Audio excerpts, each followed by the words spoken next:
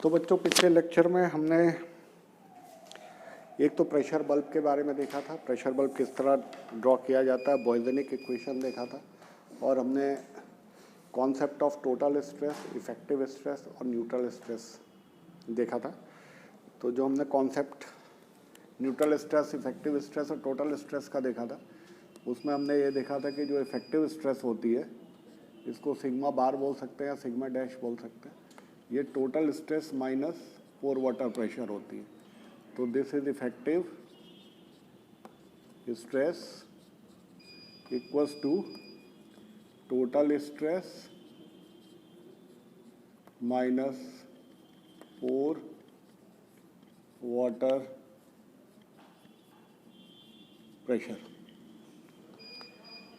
हमने एक चीज़ और देखी थी, बहुत क्विकली रिकैप कर ले कि अगर यहाँ पे कोई सॉइल एलिमेंट है एट ए डेप्थ जेड पे, तो इस पे जो टोटल स्ट्रेस होगी, टोटल स्ट्रेस जो सिग्मा होती है वो होती है गामा बल्क इनटू जेड, ये टोटल स्ट्रेस होगी। इफेक्टिव स्ट्रेस के लिए हमने देखा था कि इफेक्टिव स्ट्रेस पोर वाटर प्रेशर को घटा के निकलती है, और पोर प्रेशर जो होता है यू या डेल्टा यू, इसकी वैल्यू होती है गामा डब्ल्यू इंटू एच। तो हमने ये बताया था कि अगर हम कोई स्टेप पे पीज़ोमीटर लगा दें तो इस पीज़ोमीटर के हाइट तक पानी की हाइट तक पानी जिस डेप्थ तक होगा वहाँ तक पीज़ोमीटर में पानी चढ़ जाएगा। और होता क्या है कि मान लीजिए ये पूरी जो लेयर है सैचुरेटेड है, यहाँ तक पानी भरा हुआ है सपोज कर लीजिए, ठीक है। तो इन पोर्स, ये पोर्स जो होते हैं सॉइल के, वो आपस में इंटरकनेक्टेड होते हैं। तो इंटरकनेक्टेड होते हैं तो हो सकता है इस तरह की ट्यूब्स बनती हैं, ठीक है, जिससे पानी का एक चैनल बना रहता है। ये ट्यूब ऐसे भी हो सकती है, ऐसे भी हो सकती है, या किसी भी ऐसे हो सकती है, कैसे भी हो सकती है। ये वाटर भरा, लेकिन आप जानते हैं कि जो प्रेशर है वाटर का वो हमेशा क्या होता है, रोजी एच होता है या गामा इंटू एच होता है, ठीक है। तो यहाँ पे जो वाटर का प्रेशर मिलेगा that is gamma W into H. तो जो पोर वाटर प्रेशर है वो गामा एच होता है। तो जो इफेक्टिव स्ट्रेस मिलती है सिग्मा डैश या सिग्मा बार, ये टोटल स्ट्रेस मतलब गामा बी इंटू जेड और minus gamma W into Z. ये अगर जेड है तो ये जेड हो जाएगा, ठीक है। ये हमको इफेक्टिव स्ट्रेस मिलती है, ठीक। तो ये हमने पिछले लेक्चर में देखा था, जिसका हमने क्विकली रिकैप किया इस पर्टिकुलर लेक्चर में। अब हम देखेंगे कंसोलिडेशन। कंसोलिडेशन के फिनोमेनन को समझेंगे। तो देखिए जो कंसोलिडेशन होता है,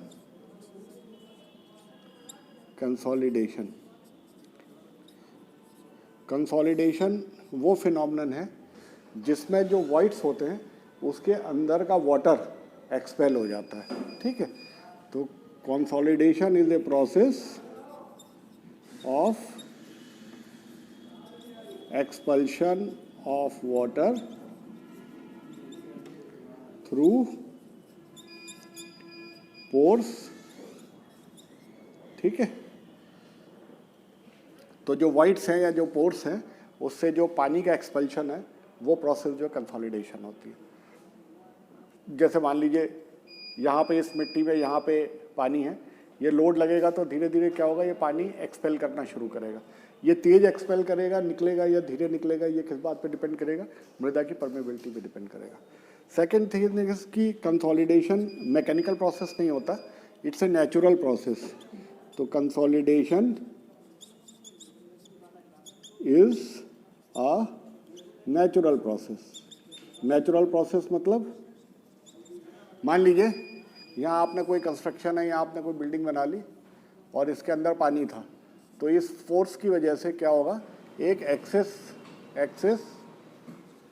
हाइड्रोस्टैटिक प्रेशर डेवलप होता है, हाइड्रोस्टैटिक प्रेशर डेवलप होता है, या एक्सेस पोर प्रेशर डेवलप होता है। एक्सेस पोर प्रेशर क्या हुआ, क्योंकि जैसे ही लोड आएगा तो कुछ पार्ट उसका पानी लेगा, तो वो एक एक्सेस पोर प्रेशर डेवलप होगा वो पोर प्रेशर क्या होगा, धीरे धीरे पानी हाई हाइड्रोलिक ग्रेडियंट लाइन से लो हाइड्रोलिक ग्रेडियंट लाइन की ओर फ्लो करेगा और पानी फ्लो करना शुरू करेगा। तो ये नेचुरल वे में होता है। आपने मकान बना दिया तो आपका कंसोलिडेशन धीरे धीरे 5 महीना, 6 महीना, साल, 2 साल, 10 साल, इस तरह से धीरे धीरे कंसोलिडेशन होता है। तो मेनली जो कंसोलिडेशन प्रोसेस है, it's a natural process. Consolidation process is slow, consolidation process is slow, ये स्लो प्रोसेस है। ये कॉम्पैक्शन की तरह नहीं है कि आपने एकदम से रोलर चला दिए और उसके वाइट्स एक्सपेल हो गए। इट्स ए स्लो प्रोसेस, ये धीमे धीमे ये प्रोसेस होता है। तो this is the process of consolidation. अब हम कंसोलिडेशन प्रोसेस को समझाएंगे स्प्रिंग एनालॉजी से। तो प्रोसेस ऑफ कंसोलिडेशन को हम समझाएंगे स्प्रिंग एनालॉजी से। तो आप समझ गए कि consolidation is the process of expulsion of water from the voids और पोर्स, ठीक है। अब कंसोलिडेशन ये पूछा जाता है एग्जाम में bye spring analogy, spring analogy, ठीक है। स्प्रिंग एनालॉजी की मदद से हम कंसोलिडेशन के प्रोसेस को समझाएंगे। तो देखिए यहाँ पे हम एज्यूम क्या करते हैं, यहाँ पे हम एज्यूम करते हैं कि हमारे पास एक सिलेंडर और पिस्टन सिस्टम है। तो हमारे पास इस तरह का एक सिलेंडर है और ये पिस्टन से कनेक्टेड है, ठीक है। ये एक पिस्टन है। तो this is a cylinder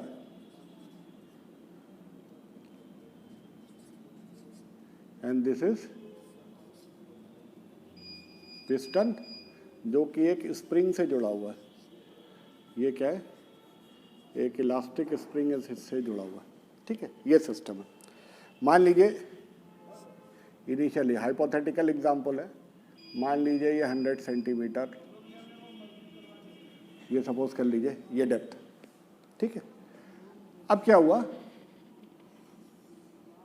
suppose करिए दूसरे पार्ट में हमने क्या किया, इस पिस्टन पे 10 यूनिट का लोड फोर्स रख दिया, 10 kg हो सकता है, न्यूटन हो सकता है, 10 यूनिट का एक वेट रख दिया, ठीक।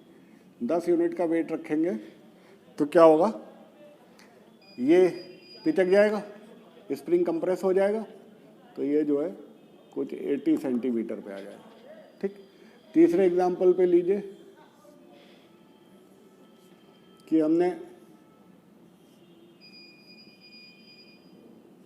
10 यूनिट 2 यूनिट 10 यूनिट 2 यूनिट और लगा दिया, और ये मान लीजिए हमारा 60 सेंटीमीटर हो गया या 60 यूनिट हो गया, एग्जाम्पल समझने के लिए। तो देखिए क्या है, जब आपने 10 यूनिट लगाया तो ये स्प्रिंग पिचक गया, तो स्प्रिंग ने कितना लोड लिया, load taken by spring is equal to 10 units, ठीक है। ये सारा का सारा लोड स्प्रिंग ने लिया। इस लोड लेने के प्रोसेस में क्या हुआ, ये कंप्रेस हो गया, ठीक है। तो PS is the load taken by spring, ये स्प्रिंग ने इतना लोड लिया। अब हमने क्या किया इसके बाद, और इसकी जो देखिए इसकी डेप्थ भी कम हो गई, ठीक है, क्योंकि स्प्रिंग इतना कंप्रेस हो गया। अब देखिए जब हम इधर आएंगे तो PS की वैल्यू कितनी हो जाएगी, PS will be equal to 12 unit, ठीक। डिफॉर्मेशन और हो गया। तो इस एग्जांपल में हमने देखा कि अगर एक पिस्टन सिलेंडर सिस्टम है, इसमें हम जैसे जैसे यूनिट लगा रहे हैं वैसे वैसे स्प्रिंग कंप्रेस हो रहा है, और सारा का सारा लोड जो है वो कौन ले रहा है, वो स्प्रिंग ले रहा है, ठीक। अब आइए दूसरा एग्जांपल देखते हैं, इसी में दूसरी चीज़ देखते हैं कि सपोज करिए कि यही एग्जाम्पल था हमारा,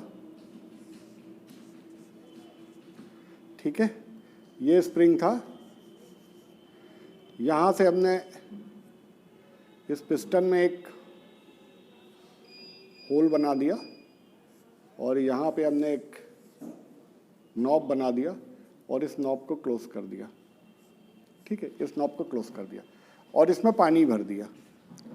तो अब क्या हुआ कि इस पिस्टन में हमने क्या भर दिया, स्प्रिंग है और इसमें हमने वाटर भर दिया, ठीक, इसमें हमने वाटर भर दिया। ये सिचुएशन है, ये पहली वाली सिचुएशन है, ये 100 सेंटीमीटर पे है और हमने कुछ नहीं किया, ये 100 सेंटीमीटर है, ठीक।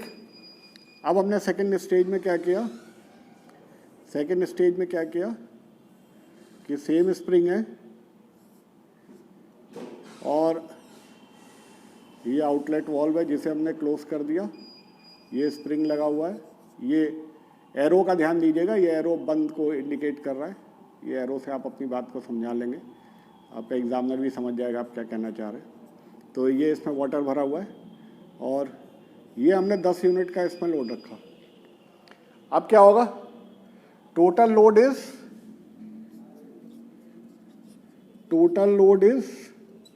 10 यूनिट।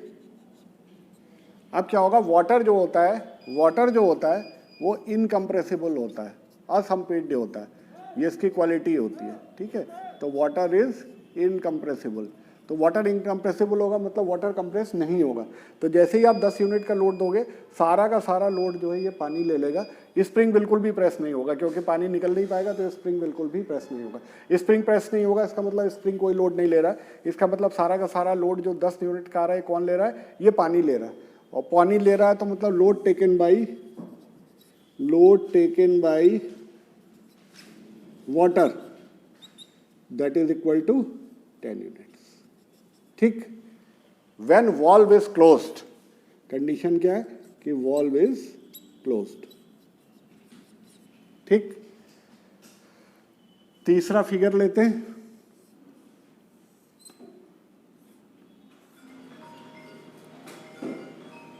ये 10 यूनिट, ये 2 यूनिट,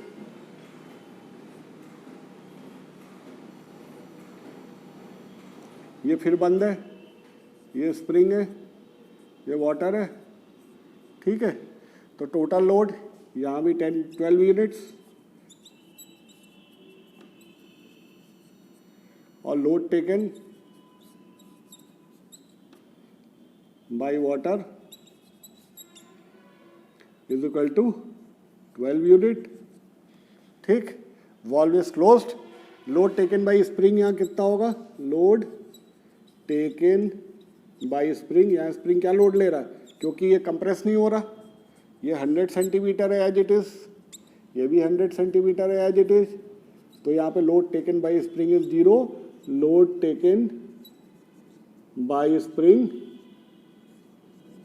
इक्वल टू 0, ठीक। मतलब अगर मैं टोटल लोड को P कहूं तो P is the sum of load taken by spring plus load taken by water, इन दोनों का सम है। तो दो एक्सट्रीम केस मैंने डिस्कस किए। पहले केस में सारा का सारा लोड स्प्रिंग ने लिया, पानी ने कोई लोड नहीं लिया। दूसरे केस में क्या हुआ कि सारा का सारा लोड पानी ने लिया, स्प्रिंग ने कुछ भी लोड नहीं लिया, ठीक है। अब तीसरी सिचुएशन आते हैं जिसमें ये वॉल्व पार्शियली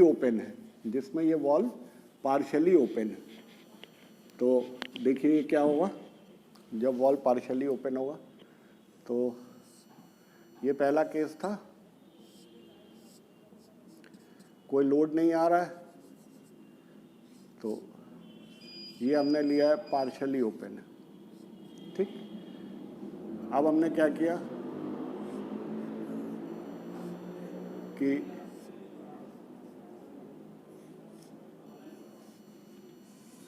ये हल्का सा खोला और 1 मिनट, हमने पार्शियली खोला है तो थोड़ा पानी निकल जाएगा, तो ये स्प्रिंग थोड़ा सा नीचे आ जाएगा, ठीक। तो ये लोड है, तो ये 100 था, ठीक। तो ये मान लीजिए 95 है, ठीक। और ये वॉल्व पार्शियली ओपन, तो valve is partially open, valve partially खुला हुआ, ठीक। तो अब क्या है, 10 यूनिट अगर हम लेंगे, 10 यूनिट लेंगे तो 10 यूनिट में कुछ लोड, टोटल लोड कितना हो गया 10 यूनिट, ठीक। कुछ लोड जो है वो पानी ले लेगा और कुछ लोड जो है वो स्प्रिंग ले लेगा। तो हो सकता है कि स्प्रिंग जो है वो 8 किलो न्यूटन ले ले, 8 यूनिट ले ले, और वाटर जो है वो 2 यूनिट ले ले। ठीक, अभी मैं इसमें और डिस्कशन में आऊँगा। अब मान लीजिए हमने इसको बढ़ा दिया, यहाँ पे 10 यूनिट और 2 यूनिट ये लोड बढ़ा दिया। ठीक, ये पार्शली ओपन है, तो देखिए क्या होगा। ये हो सकता है 80 सेंटीमीटर आ जाए या 85 सेंटीमीटर आ जाए। तो P इज इक्वल टू अब 12 हो गया, PS हो सकता है भाई 9 हो जाए, और PW जो हो जाए 3 हो जाए। ये कुछ लोड इसने ले लिया, कुछ लोड इसने ले लिया। ठीक, अब एक बात आती है कि कौन लोड ज़्यादा लेगा कौन लोड कम लेगा। वो इस बात पे डिपेंड करेगा कि ये वॉल्व कितना ओपन है। अगर वॉल्व को बहुत कम ओपन करेंगे तो ज़्यादा पार्ट इस लोड का कौन ले लेगा, वाटर ले लेगा, इसलिए कि पानी निकल नहीं पा रहा है तो स्प्रिंग पूरा कंप्रेस नहीं हो पाएगा, तो इमीडिएटली क्या है, पानी ज़्यादा लोड ले लेगा। ठीक, अगर ये पूरा खुला है तो क्या होगा, जैसे ही लोड लगेगा वैसे ही पानी पूरा निकल जाएगा, और पानी पूरा निकल जाएगा तो क्या होगा, पोर वाटर प्रेशर या पोर प्रेशर या वाटर जो प्रेशर ले रहा है वो 0 हो जाएगा, और ये जो स्प्रिंग है ये सारा का सारा लोड ले लेगा। ठीक है, अब एक चीज़ और देखिए, मान लीजिए इसी केस को देखें, सपोज कर लीजिए हम इसी केस को देखें, सपोज कर लीजिए हम इस केस को देखें। एक चीज़ और होगा कि इस केस को हम देखें तो ये सिचुएशन है time is equal to time t is equal to greater than 0 less than infinity. मतलब जैसे ही लोड आप देंगे वैसे ही तो कुछ नहीं होगा, पानी एकदम से निकल नहीं पाएगा, पानी धीरे धीरे निकलेगा। तो एकदम से पहले क्या होगा कि सारा लोड पानी ले लेगा, धीरे धीरे पानी निकलेगा, धीरे धीरे पानी निकलेगा, और क्या होगा कि पानी पे लोड कम होता जाएगा और स्प्रिंग पे लोड ज़्यादा होता जाएगा। लेकिन इवेंचुअली अगर हम इनफाइनाइट टाइम तक इसको चलने दें, बहुत धीरे धीरे इसको बैठने दें, तो अल्टीमेटली क्या होगा, स्प्रिंग पूरा कंप्रेस हो जाएगा। कहाँ तक, 80 सेंटीमीटर तक पूरा कवरेज हो जाएगा, और सारा का सारा लोड ये 10 किलो न्यूटन ले लेगा। वेयरएज जो पानी है वो सारा बाहर निकल जाएगा। पानी क्यों बाहर निकला, पानी इस लोड की वजह से निकला, क्योंकि इस लोड की वजह से ये जो पानी था इसमें एक्सेस पोर प्रेशर डेवलप हुआ, और इस पोर प्रेशर की डेवलपमेंट की वजह से चूंकि ये वॉल्व पार्शियली ओपन था ये बाहर निकल गया। ठीक है, तो this is the consolidation process, जहाँ पे ये जो सिलेंडर है इसमें जो पानी भरा हुआ है ये बेसिकली वॉइड को रिप्रेजेंट करता है, ये सॉइल के वॉइड्स को रिप्रेजेंट करता है, और ये जो स्प्रिंग है ये सॉइल ग्रेन को रिफर करता है। ठीक है, सॉइल ग्रेन को रिफर करता है, और ये जो वॉल्व की ओपनिंग है ज़्यादा या कम है ये क्या है, ये सॉइल की परमेबिलिटी है। ये क्या है, सॉइल की परमेबिलिटी, सॉइल परमेबिलिटी।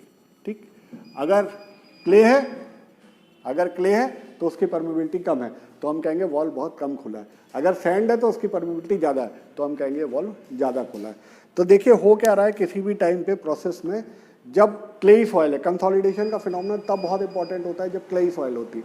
तो क्लेई सॉइल पे अगर आप कोई भी लोडिंग करेंगे तो क्या होगा, शुरू में ये वॉल्व बहुत कम ओपनिंग की सिचुएशन आएगी, तो क्या होगा, ज़्यादातर पार्ट जो लोड का है वो कौन ले लेगा, वो वाटर ले लेगा। धीरे धीरे ये वाटर सीप करेगा इनफाइनाइट टाइम तक, और इनफाइनाइट टाइम तक सीप करते करते ये 10 यूनिट का लोड अल्टीमेटली पानी से छूट के सारा का सारा कहाँ पे आ जाएगा, स्प्रिंग पे आ जाएगा या सॉइल ग्रेन्स पे आ जाएगा। ठीक है, तो this is a consolidation process, इसको प्राइमरी कंसोलिडेशन कहते हैं, जहाँ पे जो वाइट्स होते हैं इसके बीच का पानी एक्सपेल कर जाता है समय के साथ इनफाइनाइट टाइम में बिकॉज ऑफ लोडिंग, जिसके कारण क्या होता है, एक्सेस पोर वाटर प्रेशर डेवलप होता है, और इस एक्सेस पोर वाटर प्रेशर के कारण क्या होता है, पानी धीरे धीरे सीप आउट करने लगता है, बाहर निकलने लगता है, और जो पूरी आपकी ज़मीन है वो सेटल करना शुरू कर देती है। ठीक है, तो इट टेक्स टाइम। जो 90% कंसोलिडेशन है वो लगभग 100% कंसोलिडेशन इनफाइनाइट टाइम में होता है, लेकिन प्रैक्टिकल पर्पस के लिए हम कुछ 90% कंसोलिडेशन को सफिशिएंट मान सकते हैं। It is safe for the structure. तो हमें ये पता चल सकता है कि कितने समय में ये मिट्टी कितनी कंसोलिडेट हो पाएगी, कितनी ये कंसोलिडेट होगी, कितनी दब जाएगी, और कितने समय में ये लोड पूरा का पूरा स्प्रिंग में ट्रांसफ़र हो जाएगा। अब देखिए, मान लीजिए कोई हमने बड़ा स्ट्रक्चर बना दिया और किसी क्लेई सॉइल में बना दिया, और तो होगा क्या कि इमीडिएटली वो चीज़ कोलैप्स नहीं करेगी, क्योंकि सारा का सारा जो लोड है वो पानी ले लेगा। धीरे धीरे क्या होगा, परमेबिलिटी के कारण धीरे धीरे हाइड्रो एक्सेस प्रेशर, जो पोर प्रेशर डेवलप होगा, इसके कारण ये पानी सीप आउट करेगा। कहाँ सीप आउट करेगा? हाइड्रोलिक ग्रेडियंट लाइन हायर से लोअर की ओर। तो हायर हाइड्रोलिक ग्रेडियंट कहाँ है? जहाँ पे लोड लगा हुआ है, उससे वो साइडवेज जाएगा, चाहे ऊपर जाएगा, चाहे नीचे जाएगा, चाहे साइड में जाएगा, वो पानी बाहर जाएगा। जैसे जैसे पानी बाहर जाएगा वैसे वैसे क्या होगा, लोड ट्रांसफर होगा सॉइल ग्रेन्स में। तो अल्टीमेटली जो चीज़ हमको देखनी है वो ये देखनी है कि सॉइल ग्रेन्स कितना लोड ले सकते हैं। पानी कितना लोड लेगा ये वैल्यू नहीं करता है, इसलिए कि परमेबिलिटी के साथ बाहर चला जाना है। तो साल 6 महीने में जब ये सारा पानी सीप आउट कर जाएगा तो क्या होगा, अल्टीमेटली लोड ग्रेन्स पे आएगा। और अगर ग्रेन्स उतना लोड लेने के लिए डिज़ाइन नहीं किया है तो क्या होगा, ये सॉइल फेल कर जाएगी। तो आपके लिए बहुत इंपॉर्टेंट है ये जानना कि जो स्ट्रेंथ के पैरामीटर्स होते हैं वो इफेक्टिव स्ट्रेस पे होते हैं, ना कि टोटल स्ट्रेस पे होते हैं। पानी क्या लोड ले लेगा ये इंपॉर्टेंट नहीं है, इंपॉर्टेंट ये है कि जो इफेक्टिव स्ट्रेस है या जो सॉइल स्ट्रक्चर है वो कितना लोड ले पाती है। ठीक है, तो एक प्रैक्टिकल एग्जांपल देखते हैं। ये जरूर पूछा जाता है कंसोलिडेशन और कॉम्पैक्शन में डिफरेंस, तो आपको मैंने बता दिया। कंसोलिडेशन स्लो प्रोसेस है, इसमें एक्सपेल्शन ऑफ वाटर होता है, ये नेचुरल प्रोसेस है। वेयरस कॉम्पैक्शन क्या होता है, इट्स ए मैकेनिकल प्रोसेस, जहाँ मैकेनिकल एनर्जी दे के हम क्या करते हैं, एयर वाइड्स को कम करते हैं। ठीक है, तो अभी एक एग्जांपल और देखते हैं हम। ये देखिए,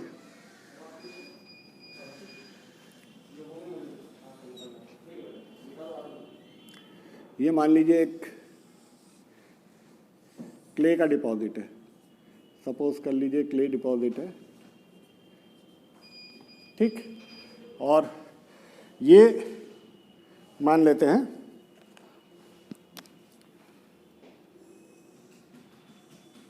कि ये पानी से सैचुरेटेड है, ये क्ले डिपॉजिट पूरा पानी से सैचुरेटेड है। तो ये बेसिकली वाटर टेबल है और ये ग्राउंड सरफेस है। ठीक है, ये ग्राउंड सरफेस है।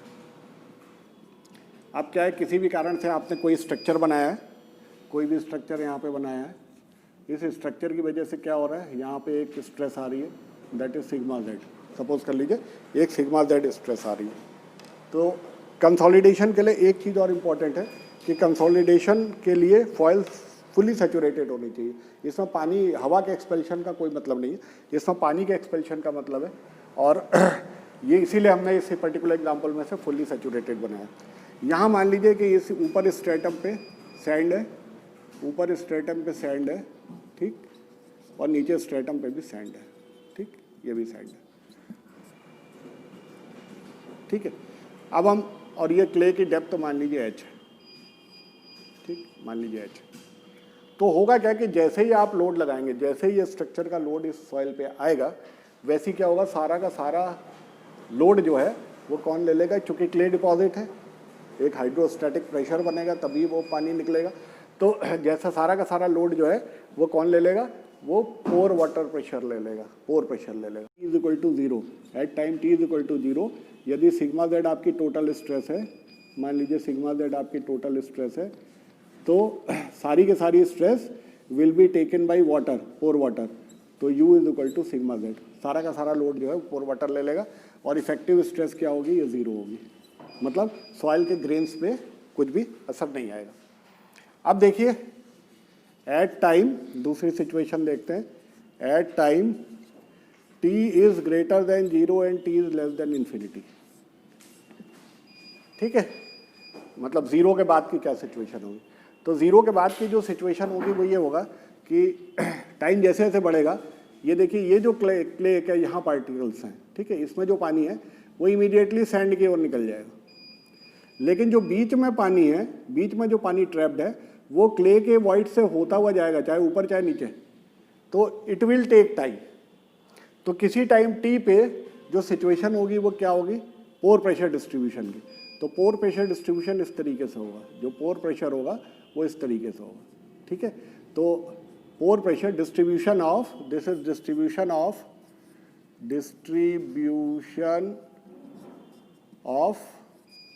Pore pressure with depth. ये डेप्थ के कारण क्या डिस्ट्रीब्यूशन है, ये होगा। तो देखिए सेंटर पर पोर प्रेशर है इसलिए कि इसको पाथ नहीं मिल रहा है, ये धीरे धीरे ही डेसिपेट होगा और एंड्स पे ये तुरंत पोर प्रेशर जीरो हो जा रहा है लोड लगाने के तुरंत बाद, इसलिए क्योंकि यहाँ पे पाथ मिल जा रहा है और जैसे हाइड्रोस्टैटिक प्रेशर डेवलप हो रहा है ये पानी निकल जाएगा। अब अगर हम इफेक्टिव स्ट्रेस का डिस्ट्रीब्यूशन देखें, इफेक्टिव स्ट्रेस का डिस्ट्रीब्यूशन देखें तो देखिए कैसे होगा। इफेक्टिव स्ट्रेस का डिस्ट्रीब्यूशन है वो इस तरीके से होगा, ठीक। तो time t is equal to greater than 0 से इन्फिनिटी के बीच में क्या होगा, ये इफेक्टिव स्ट्रेस ज़्यादा होगी। This is the variation of, ये क्या है, variation of distribution of effective stress with depth. तो देखिए यहाँ पे क्या था, पोर प्रेशर जीरो हो गया तो इफेक्टिव स्ट्रेस मैक्सिमम हो गई, यहाँ पे पोर प्रेशर ज़्यादा था तो देखिए इफेक्टिव स्ट्रेस ये मिनिमम हो गई, और यहाँ पे एंड पे फिर क्या है कि पोर प्रेशर जीरो है तो इफेक्टिव स्ट्रेस ज़्यादा हो गई, ठीक। ये time t is equal to greater than 0 और इनफाइनाइट के बीच की सिचुएशन, मतलब एक इंटरमीडिएट सिचुएशन में किस तरीके से पोर प्रेशर वेरी कर रहा है और किस तरह से इफेक्टिव स्ट्रेस वेरी कर रही है। ये प्रेजेंटेशन किसने दिया था, टरजागी ने। ये टरजागी का रिप्रेजेंटेशन था जब उन्होंने कंसोलिडेशन मॉडल समझाया था कि इस तरीके से इफेक्टिव स्ट्रेस और पोर वाटर प्रेशर का वेरिएशन हो रहा है। At t is equal to infinity, t is equal to infinity पे क्या होगा, pore water pressure u will be zero, ultimately क्या होगा, u जीरो हो जाएगा और टोटल स्ट्रेस जो हो जाएगी ये सारी की सारी टोटल इफेक्टिव स्ट्रेस के बराबर हो जाएगी, ठीक है। यही तो होगा, सारा का सारा लोड स्प्रिंग पे आ जाएगा, सारा का सारा लोड सॉइल ग्रेन्स पे आ जाएगा, ठीक है। तो बच्चों ये था डिस्कशन कंप्लीट अबाउट हमारे कंसोलिडेशन मॉडल का, स्प्रिंग मॉडल का, स्प्रिंग मॉडल से किस तरह पोर प्रेशर और इफेक्टिव स्ट्रेस निकाली जाती है इस मॉडल का, और कंसोलिडेशन पूरी प्रोसेस को समझने का, ठीक है। अब अगला पॉइंट है जो हम देखेंगे वो देखें। अच्छा, एक चीज़ और है कि जो टरजागी ने पहली थ्योरी डेवलप की that was for one dimensional consolidation. One dimensional consolidation usually practically होता भी है ज़्यादातर सिचुएशन में। मान लीजिए आपकी एक फुटिंग है, ठीक है, तो फुटिंग है, मान लीजिए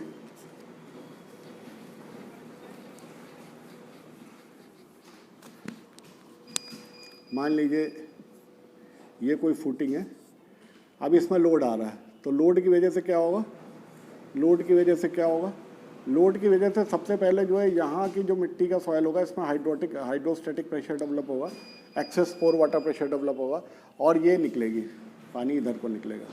तो ऐसा भी हो सकता है कि पानी चारों डायरेक्शन में निकले, ऐसा भी हो सकता है कि पानी एक डायरेक्शन में ज़्यादा निकले, ठीक है।